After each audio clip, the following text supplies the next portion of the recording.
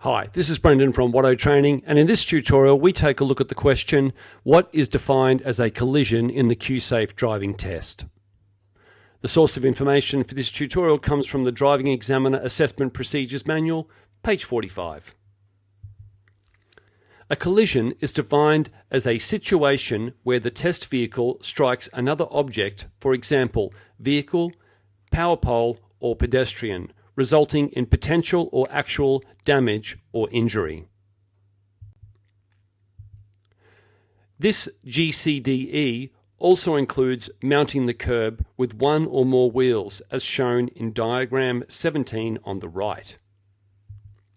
Note, general critical driving errors are not related to any of the performance checks.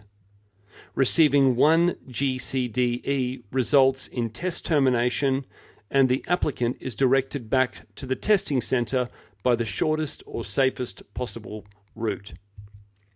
This is the same outcome as receiving a CDE, a critical driving error, related to a performance check.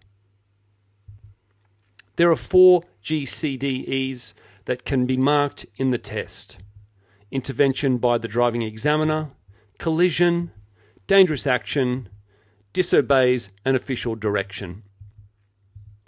Collision avoidance functions within ADAS assess the likelihood of a collision using varying levels of sensitivity and will therefore operate differently across vehicle types.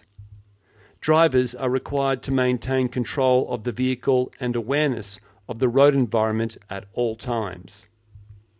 Consistent with current scoring practices, the driving examiner should observe the proximity of the vehicle to hazards and determine if the vehicle has responded appropriately. If an ADAS function activates, the DE driving examiner must determine whether the driver was appropriately controlling the vehicle.